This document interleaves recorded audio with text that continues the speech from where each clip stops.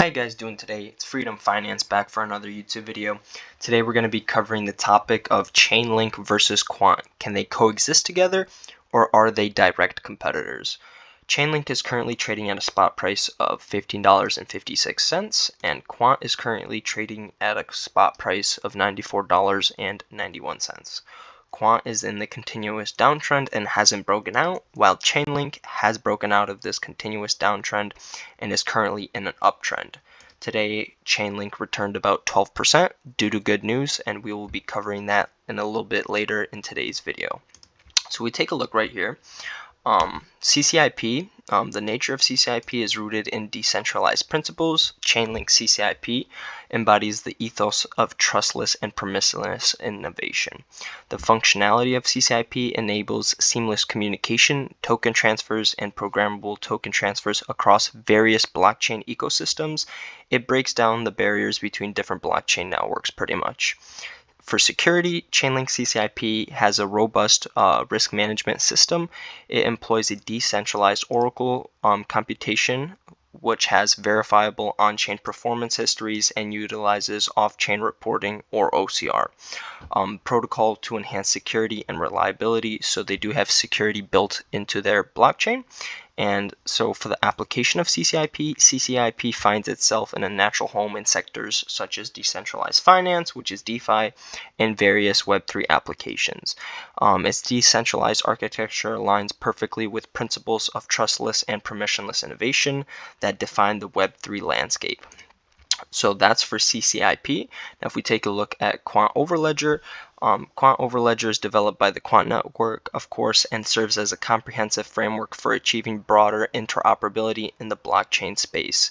Its functionality, its strength lies in the ability to connect applications and to multiple ledgers, eliminating the challenges associated with a single ledger dependence. This versatility enables seamless communications both within and between different blockchain networks. For security, Quant Overledger is designed to focus on regulated and institutional entities. It provides a controlled environment, making it suitable for businesses that require transparency and regulatory compliance. Overledger for the application, Overledger caters to a different set of users, primarily banks, financial institutions, and businesses. Its centralized communication efficiency and regulatory alignment make it an attractive choice for organizations that prefer structured and familiar settings. So, what does this mean? Let's break it down.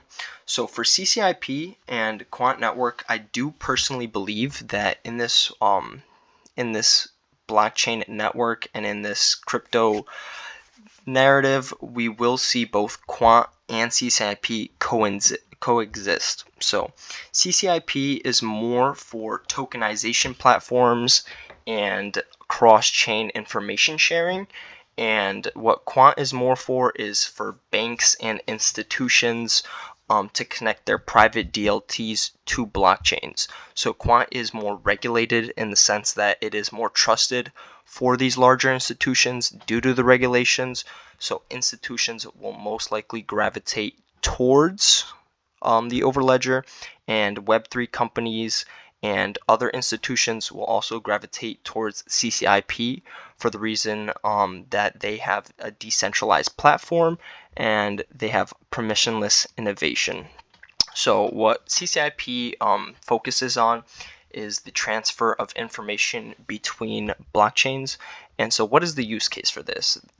CCIP is very much for tokenization of funds because it will transfer information between blockchains for these tokenized assets. What Quant is more focusing on is the connection of private DLTs. So banks will have a DLT and it will connect to other DLTs, so other banks. So for example, if you have a CBDC, which is a central bank digital currency, Quant's tech will connect multiple banks' DLTs so the information can be shared between them through interoperability, and they can have CBDCs transferred between these private DLTs for banks. What CCIP focuses on is tokenized assets, so transferring tokenized assets between different blockchains and different exchanges. So let's explore more into this.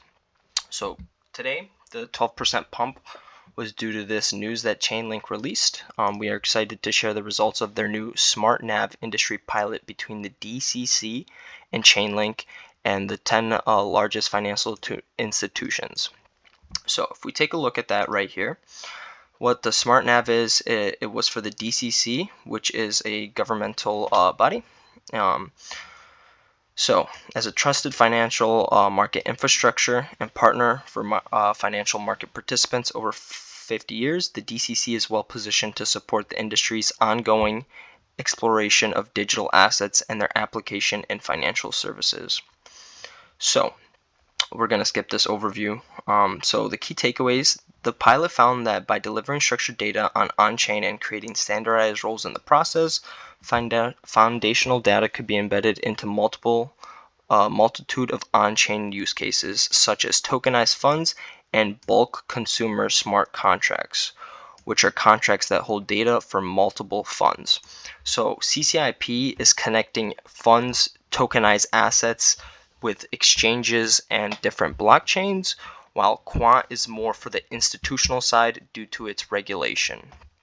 If we take a look right here, so this is from BNY Mellon. Actually, BNY Mellon was chosen by BlackRock for their tokenization fund. So they, in this article, explain the benefits of tokenization and a future of tokenization. So why does it matter? Tokenization important stretches beyond investment access. It could also facilitate new investing models. Currently, most investments leverage shareholder capitalism, striving to optimize profits and share price. When you buy a company stock, you provide money in exchange for a share, but how the company is run and governed is largely outside of your control. Since tokenization leverages smart contracts, it can manage both the financial investment as well as facilitate voting and or ownership rights associated with the investment, which would be associated with your tokenized asset. There is a possibility of incorporating a stakeholder capitalism model, a popular management theory in the 50s and 60s that promoted benefits provided to the wider community, not just shareholders. So, what are the barriers to adoption? Currently, the barrier to adoption is there's an absence of consistent regulation across a spectrum of tokenization. In order to achieve wider adoption, there would be a global taxonomy, a stronger legal framework, and regulatory framework, and supervisory framework as well. Consistent regulatory frameworks as well as who should supervise and how. These challenges combined with the borderless nature of blockchain create challenges for the widespread adoption of tokenization. So, if we take a look at this, currently Chainlink's CCIP configuration is ETH, Optimism, Arbitrum, Polygon, Avalanche, BNB, Base, Remix, and Chroma. So, in my opinion, what CCIP is focusing on challenging is the connection of blockchain and exchanges with tokenized assets. And what Quant is trying to achieve is the connection of DLTs between institutions for the purpose of CBDCs. So if we take a look right here, Quant and R3 were chosen by the UK for the RLN, which is the network that they're going to use for their CBDC. And if we take a look right here, Quant collaborates with the BIS and the Bank of England on Project Rosalind. So large institutions that are more focused on regulatory framework are gravitating towards Quant. Yes, BlackRock does use BNY Mellon for their tokenization fund, so they are a regulated entity and they do look for regulatory clarity as well. But when these institutions go towards choosing a solution that fits them, most of institutions will choose between Quant and CCIP. So for the tokenization of assets, in my opinion, CCIP will be king for this. And for central bank digital currencies and DLTs, Quant will be the king for this. So, what is a summary of Quant? This is on Kraken. Quant is involved with the development of central bank digital currencies.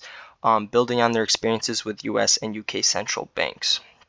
So the Quant network is a software. It's focused on building connections between existing distributed ledger networks. Quant provides organizations and governments with infrastructure they need to connect their products to multiple blockchains and efficiently transfer data between systems.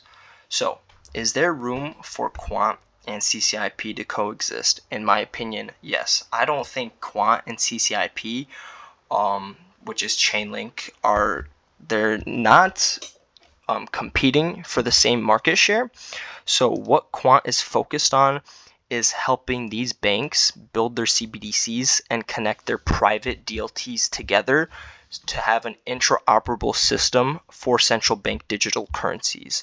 And what CCIP or Chainlink is focusing on is connecting exchanges and tokenized funds and transferring information in real time between these two. So if you want to buy CCIP or you want to buy Quant, both are going to be great investments. Both are going to be doing well in this bull run and in the next bull run.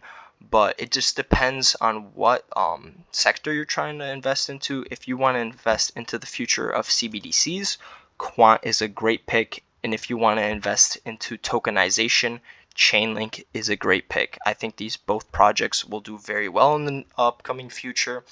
But yeah, that's all I have to cover. If you guys enjoyed this video, please leave a like, comment, and subscribe.